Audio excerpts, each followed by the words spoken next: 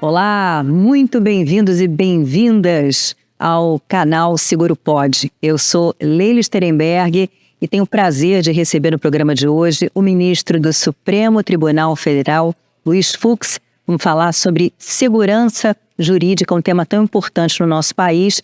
Ministro, muito obrigada pela sua presença, antes de mais nada. Obrigado, também agradeço por essa oportunidade de esclarecer essa questão jurídica tão importante para a sociedade entender. Ministro, o número de processos em tramitação no Brasil é uma coisa impressionante, né? A gente tem 85 milhões de processos, salvo engano, em dezenas de tribunais. O que especificamente que o setor de seguros, que tem um número elevado de ações aí na justiça contra o setor, contra as seguradoras, por aí vai, o que o setor pode fazer para reduzir aí essa chamada judicialização? Eu entendo que o setor deveria criar mecanismos para sentar com os legisladores e com a sociedade em geral, conscientizar que se não forem obedecidas aquelas limitações contratuais, vai haver um desequilíbrio entre a fonte de custeio e a utilização do plano. E o plano quebra, porque o plano não tem condições de atender mais do que aquilo que ele assumiu como risco. E isso efetivamente vai refletir na população, porquanto 75% da população brasileira não tem seguro-saúde. E o Sistema Único de Saúde não tem, digamos assim, aptidão para absorver todas essas pessoas. Então perde a sociedade, perde o cidadão e perdem os planos que vão à bancarrota. Quer dizer, isso a gente está falando especificamente do setor de seguro-saúde, planos de saúde, onde há efetivamente... É maior número. Maior número, exatamente. Quer dizer, câmaras de conciliação podem ser talvez uma saída? Eu acho que as câmaras de conciliação, elas deram certo no mundo inteiro. Há experiências do direito comparado, por exemplo, nos Estados Unidos tinha até tribunais de vizinhança em que havia aquele vizinho que exercia ascendência sobre os outros, que conhecia os familiares. Pequenas câmaras no Japão, até no leste europeu, tinha os tribunais dos camaradas. Então, a conciliação é a melhor forma de solução dos litígios, porque ninguém não sai vencedores nem vencidos. E aí, otimiza até o relacionamento se chega a uma solução justa. Agora, há a questão das fraudes, né? E o setor sofre um bocado com isso, um volume enorme aí de fraudes. Talvez uma legislação mais rigorosa desse conta de conter essas fraudes?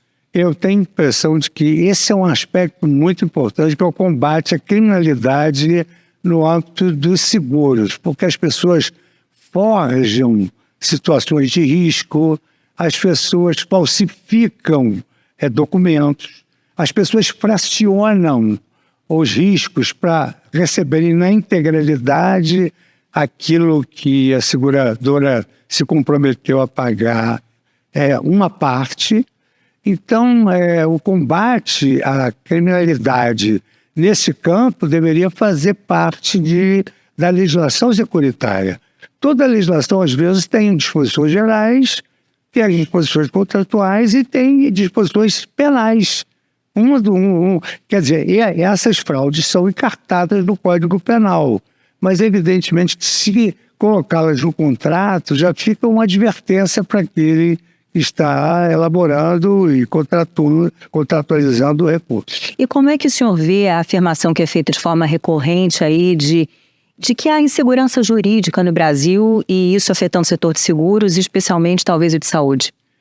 O setor de seguros reclama dessa insegurança jurídica com relação a, vamos dizer assim, a variedade de decisões judiciais em relação, às vezes, até a mesma tese jurídica. Mas hoje o Brasil já está adotando um novo sistema, que é um sistema de que a jurisprudência dos tribunais superiores ela é estável, ela tem de ser íntegra e coerente e ela tem de ser hierarquizada. Então, se a questão for uma questão da lei nacional, deve-se obedecer à jurisprudência do STJ. Se for uma questão constitucional, deve-se obedecer à Constituição. Aí pode-se argumentar, Mas e se a decisão não obedecer essa jurisprudência?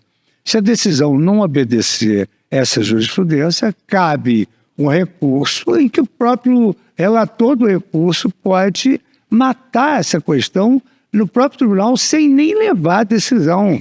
Entender que houve ali, digamos assim, uma contrariedade à tese firmada, e isso é o suficiente que hoje a lei diz que ele pode matar o recurso do nascedor.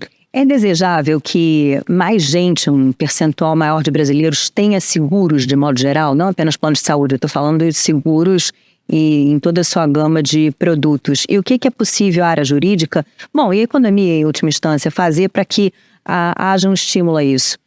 Bom, a ideia hoje é exatamente que as partes as grandes empresas tenham no seu organismo uma Câmara de Aconselhamento e Conciliação, que convoque essas pessoas.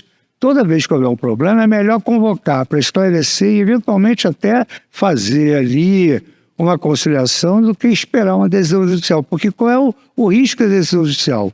E a criação de um precedente que vai se aplicar a milhares de causas. E nós sabemos que a grande realidade é que o que está no contrato tem que ser obedecido. Porque se não for obedecido o contrato, se nós sacrificarmos o plano de saúde para atender alguém que faça um pleito que não está previsto no contrato, a seguradora ela vai respeitar a decisão judicial, mas a longo prazo ela vai efetivamente vir a bancarrota e vai sacrificar uma infinidade de outros segurados. Ministro, muitíssimo obrigada pela entrevista. Agradeço a vocês também pela audiência. Siga a CNSEG nas redes sociais, muito conteúdo interessante por lá. Até a próxima.